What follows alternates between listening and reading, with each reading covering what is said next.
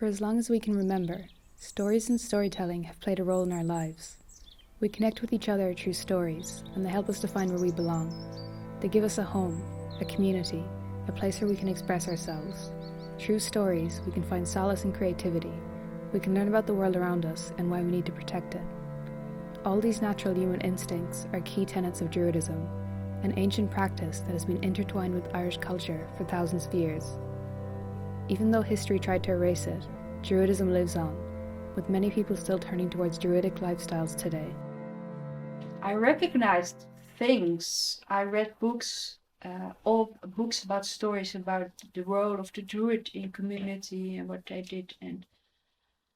And at that moment, I knew that the things I felt and did that could be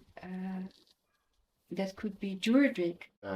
The normal Druid course you do when you become a Druid, you could do it in 4 or 5 years, probably, but you would only scratch the surface of all the subjects that are in there. It's all personal, and the fun thing of that is that in the end, when you finish your study, you have a totally different package than any other Druid. We don't have a big book, okay? We don't have a list of rules and regulations. We don't have that notion of sin. So it's that we have this internal moral compass, and that we look at everything through an ethical lens, so that whether it's where you shop, where you eat, how you treat people, a lot of it's about the person you want to be, a decent human being, that respect for nature, being of service, that sense of responsibility for your actions. So that's right through how we practice as Druids, but it comes from within yourself, because there is no dogma.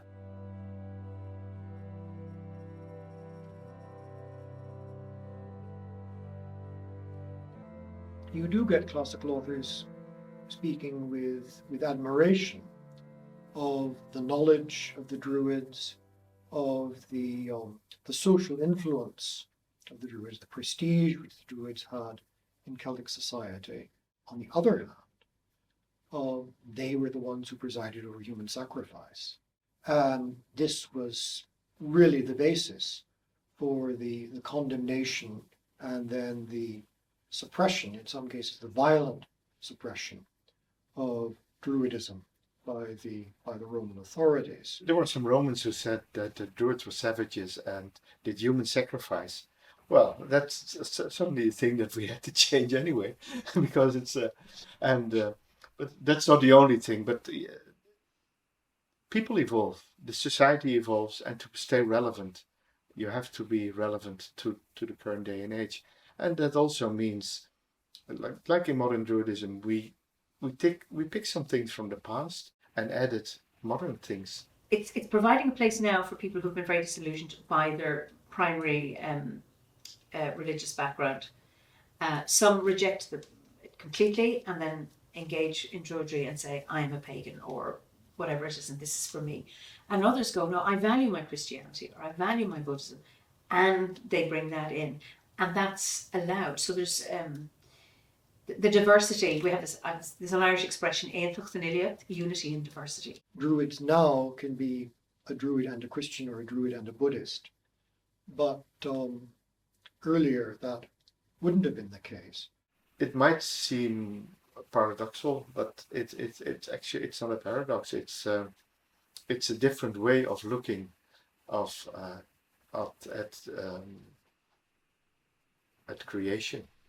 According to one of the earliest lives of St. Patrick that we have, and this would be a couple of 100 years after Patrick's time, so it's a legendary account, but nevertheless it's very early legend. Patrick's first convert was a Druid.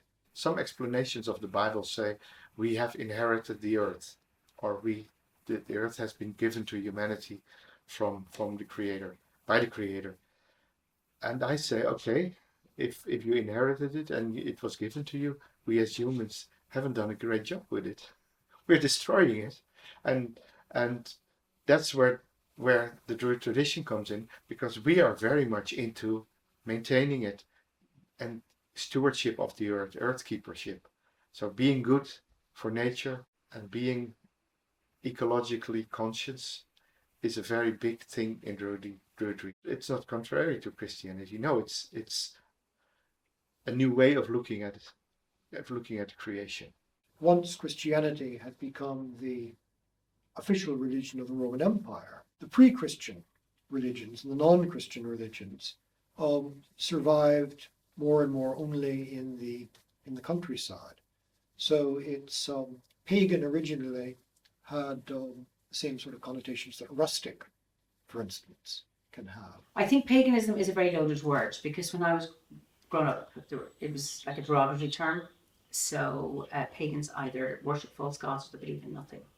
And I remember even when I became a druid first and joined the order, I thought, I'm not comfortable with the word pagan. I am now. I am a pagan and I'm not a pagan. I'm not just defined by that. But it's still, for some people, it's still a heavily loaded word here. So I think gradually the stigma is going. And luckily here, I have loads of freedom to practice my druidry. I think when you reach out to people, people reach back.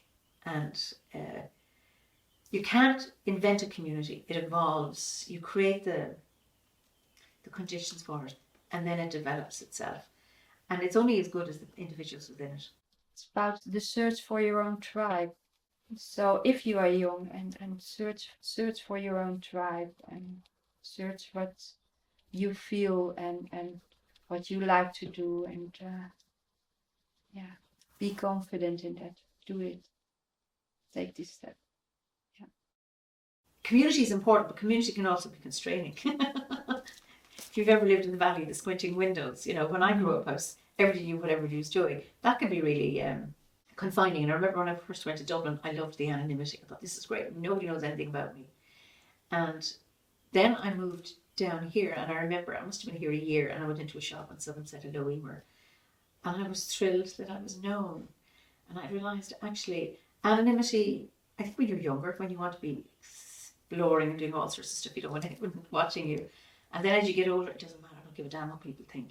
We really chose to live a life that revolves around Druidism. I think most of the decisions we make in life, as where we live, what we do, how we make our money, are related to that.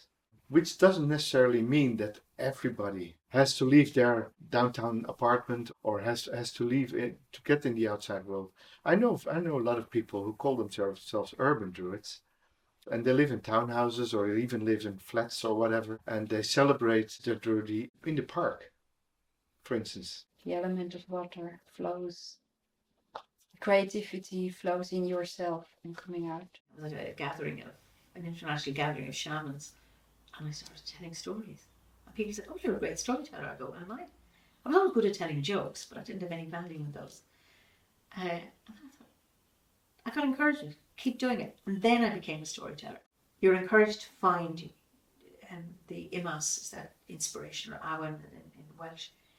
Encouraged to be creative in all of its forms. So it may be cooking, it may be visual arts, or it can be in the written or the musical. Drumming makes sense. It's healing. It helps you to silence your thoughts. When you drum, your heartbeat goes slower, so you relax more. You're more open to otherworldly states of mind. That's what drumming does. There's a sense of freedom that is central to Druidism. You have the gift of exploring the beliefs and ideas that define you. It's about finding your tribe and living life on your own terms.